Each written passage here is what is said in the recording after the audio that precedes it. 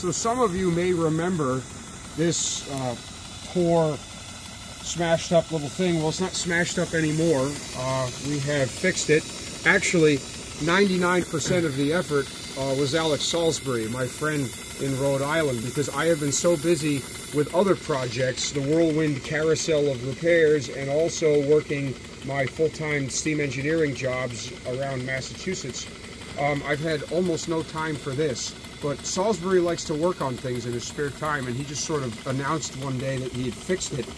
What had happened was all of the pipe work and feed water heating gear had been like ripped to pieces because someone had just kind of gone like this yeah, and made spaghetti out of it. So I fixed the feed water heater, which had come unsoldered from where the outlet on the bottom goes to the valve body, and a couple of the other things.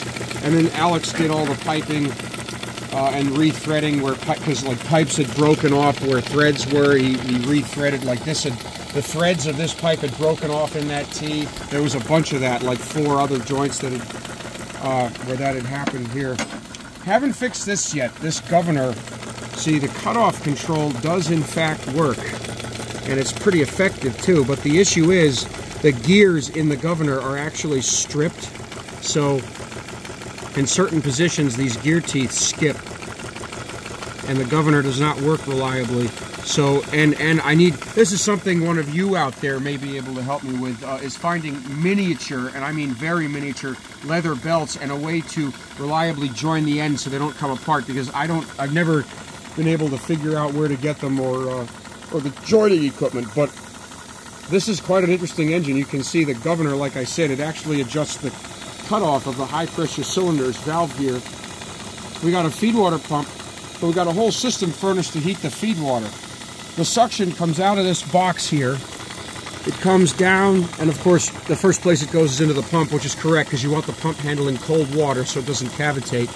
It discharges, and from there, you can either put it directly in the boiler with this bypass, or what we're doing right now, of course, is it comes out down here, goes into this control block through this valve, and it can either go to recirculate back to the water box, right, so it goes in a circle, or if you want to feed the boiler, which we're doing at the moment, you close that valve, then it has to go through this closed system feed water heater, which is a very, very tiny, finely made shell and tube heat exchanger. There's actually like 10 tubes in there, and there's something like this diameter. And then it comes out hot and goes up to the boiler check. And this actually works pretty good. This is hot to the touch. And what happens is about 40% of the exhaust steam blasts up the chimney. The rest of it is directed through this pipe, through the tubes of the heat exchanger, and then it comes out as a mixture of colder steam and condensate out this pipe. And you can see when we load it up, it more steam goes through that heater. So it's pretty effective. I'd say we're getting about 120 degrees discharge temperature, which is pretty good, especially for something that tiny. But the trouble is, this guy forgot the cylinder oiler. He put all this work into this feed water heating system and this cutoff control governor, but he seems to have never fitted any kind of oiler or cylinder cocks or anything, so I am going to have to modify that. And to fund another project, once all that is done, this engine will be for sale. Probably $5,000, $4,500, something like that, to anyone who would like something like this. And but you can see it's a pretty reliable little machine. It wanted to live. I dealt with gasket cases, especially after getting broken. They just did not want to be alive. This thing seemed to just come right back to life. See how it, you go and see how it fires. It's pretty nice. Build a nice glow in there.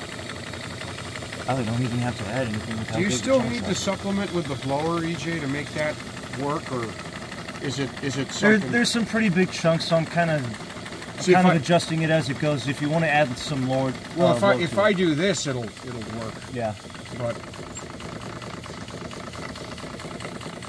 we need a generator. Or something. We are feeding a sufficient amount of water. We got about. Yeah, it came up? Yeah, it's coming up. What's your pressure? 30 right now.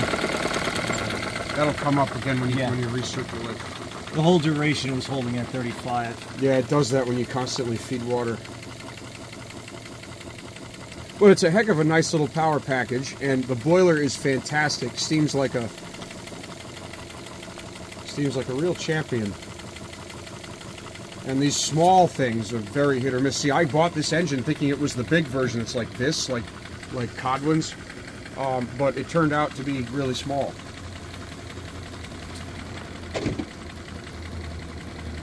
Also very thirsty.